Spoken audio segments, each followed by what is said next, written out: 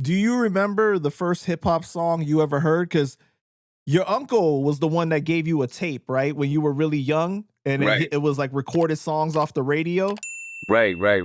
Definitely, man. That's how, I was listening to music at that time, but once I got that tape, that just like blew my mind, man. It was like, and it was just regular, songs off the radio, probably Chuck Chill Out or Red Alert, whatever they was Mhm. playing on they set, you know what I'm saying? And man, I fell in love with hip hop from there.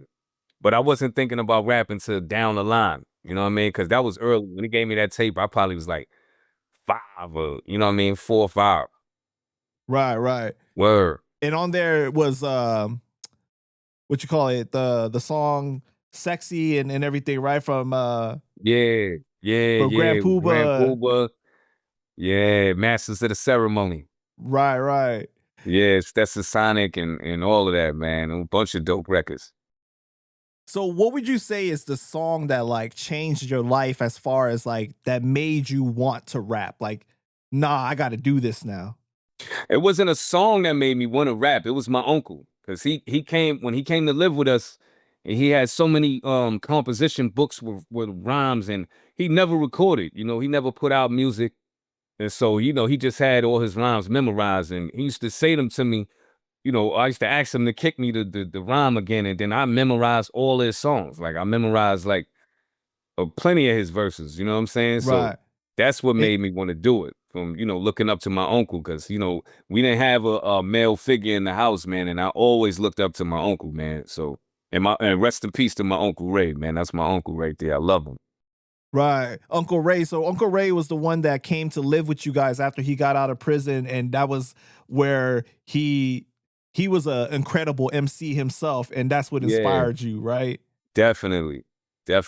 And the crazy thing was that he went by Rated R, and your like very early rap name was Rated X to play off of that. Yeah. Yeah. Yeah, man. I was definitely trying to be like my uncle, man. I looked up to him, man. I was definitely trying to do that. So when I told him that name, he was looking at me like, "Oh shit, nephew." Like, all right. Yeah. So would you say rap was like the first element of hip hop that you really got into, or were you into like breakdancing, graffiti, or DJing before? No, it was rap.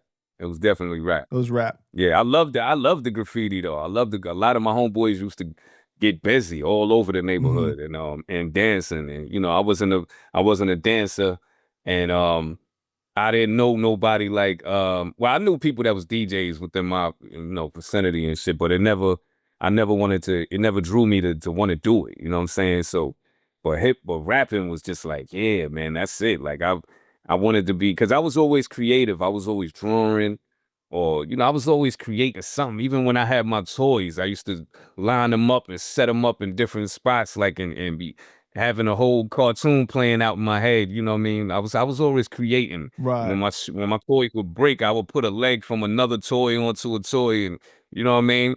I had a lot of cars, a lot of Hot Wheels, and you know what I'm saying? I was always I had a creative mind, so the rapping was definitely my thing. Before we get into like your first big break and duck down and everything, let's talk about how you started to develop as an artist, like the craft.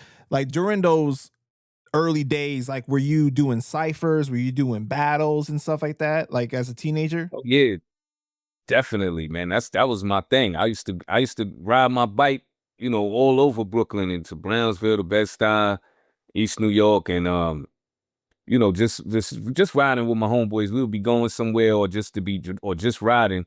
And anytime I seen a cipher going on, I would jump into that. Or anytime it was a block party, I used to see if I could get on the mic if they had people rhyming, and you know what I mean? So I was doing that. And that's how we was getting our name known. Hmm. Like it was a lot of MCs. It wasn't no internet or nothing like that. So people knew you from word of mouth. I heard about a lot of rappers before I met them.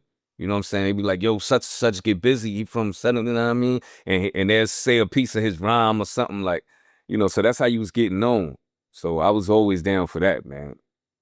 Any big name artists that you remember from back in those days that you rapped with in a cipher or battled or anything? Nah, not big name artists, nah. Okay, so just like people from around the way. Right. Got you. And were you recording like really early, like on like your songs, like on tapes or anything like that? Yeah, yeah, definitely. I used to go to so many different studios and record songs, man. Like, and one of my beginnings was my next door neighbor, my man Zoe, rest in peace. He had a studio where he had his studio set up. He had the booth in his closet, and that's where I used to record at, man. It was Coffee Shop Productions. Word, Oh, rest in peace, my wow. man Zoe. Yeah, I used to go there. A lot of people. He's from Albany, but he started living next door to me, and he's from Albany Projects, and so a lot of people from the neighborhood knew him. All the rappers, so everybody used to come there and record at his spot, and that's how I started getting to know a lot of the older dudes that was veterans around the way. You know what I'm saying? Because they used to record there too, and yeah, man, that's how I started, man. I probably had like 2, 3 albums with Zoe. Word. Really? By what age would you say? Early, man, early, probably by like 15. Like I was knocking out joints. Damn. Yeah, a long time. So was this under Vic Funks? That's what you were going by before, right? Yeah, yeah, that was under Vic Funkster, because I was Vic Funkster for a few years. That was my name for a minute, yeah.